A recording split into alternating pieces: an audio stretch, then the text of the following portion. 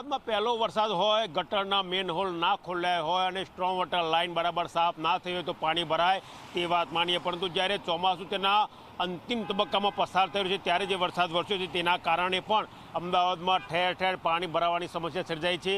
આ દ્રશ્યો તમે જોઈ શકો છો અમદાવાદના હાર્દસમાં સરખેજ હાઈવેના, કે જ્યાં સરખેજ હાઈવેનો કેટલો ભાગ અને સર્વિસ રોડ સંપૂર્ણ પાણીમાં ગરકાવ થઈ ચૂક્યો છે।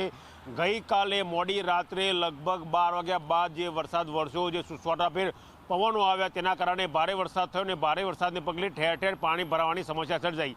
જે જગ્યાએ પાણી ભરાયા હતા ત્યાં વાહન ચાલકો ના જાય તે માટે તંત્ર દ્વારા, સ્થાનિકો દ્વારા, પોલીસ દ્વારા કેટલાક બેરિકેડ મૂકવામાં આવ્યા હતા, પરંતુ પવન એટલો સુસવાટાભેર ચાલતો હતો કે બેરિકેડ સંપૂર્ણ ધરાશય થઈ ગયા છે।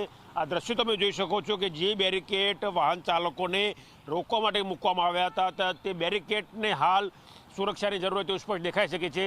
આ બીજા દ્રશ્યો તમને બતાવવા માંગીશ એ વિસ્તારના, કે જ્યાં સરખેજ હાઈવેની બાજુમાં જે સર્વિસ રોડ આવેલો છે ત્યાં એટલું પાણી ભરાઈ ગયું છે કે આખો રોડ પાણીમાં ગરકાવ થઈ ગયો છે। જે વાહન ચાલકો પાણીમાંથી પસાર થઈ રહ્યા છે તેમને વાહન સાથે પાણીમાંથી પસાર થવા માટે પણ ભારે હાલાકીનો સામનો કરવો પડે છે। આ સ્થિતિ માત્ર આ વર્ષથી નહીં, દરેક વર્ષની હોય છે। જ્યારે પણ વરસાદ આવે ત્યારે અહીંયા આ પ્રકારે પાણી ભરાતા હોય છે, પરંતુ હજુ સુધી મહાનગરપાલિકાના તંત્ર દ્વારા કોઈ ચોક્કસ ઉકેલ આ સમસ્યાનો લાવવામાં આવ્યો નથી। કેમેરા પર્સન એસપી શર્મા સાથે ગૌરવ પટેલ, ઝી મીડિયા, અમદાવાદ। હવામાન વિભાગ દ્વારા અમદાવાદમાં ભારેથી અતિભારે વરસાદની આગાહી કરવામાં આવી છે અને આગાહી સાચી ઠરતી હોય એમ ગઈકાલે મધરાતથી આજે વહેલી સવારે 6 વાગ્યા સુધીમાં અમદાવાદમાં ભારેથી અતિભારે વરસાદ થયો। સુસવાટાભેર પવન સાથે વરસાદ વરસતા અમદાવાદમાં અનેક વૃક્ષો ધરાશયી થઈ ગયા હતા। આ દ્રશ્યો તમે જોઈ શકો છો અમદાવાદના પ્રહલાદનગર વિસ્તારના, કે જ્યાં એક ઘટાટોપ વૃક્ષ રોડની વચ્ચોવચ્ચ ધરાશાયી થયું છે, જેના કારણે રસ્તો લગભગ બંધ અવસ્થામાં આવી ગયો છે અને જે વાહન ચાલકો છે તેમને માત્ર એક જ તરફનો રસ્તો ઉપયોગ કરવાની ફરજ પડી રહી છે। મહત્વનું છે કે ભારે વરસાદને પગલે અમદાવાદ મહાનગરપાલિકાના કંટ્રોલ રૂમને પાણી ભરાવાની 9થી વધારે ફરિયાદો અને ઝાડ ધરાશાયી થવાની લગભગ 4 કરતાં વધારે ફરિયાદો મળી છે।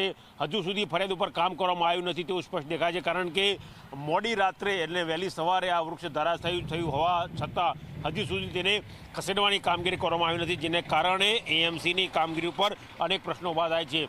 જે પ્રમાણે આગાહી કરી તે પ્રમાણે વરસાદ વરસ્યો અને જેની અસર અમદાવાદ શહેરમાં દેખાઈ રહી છે।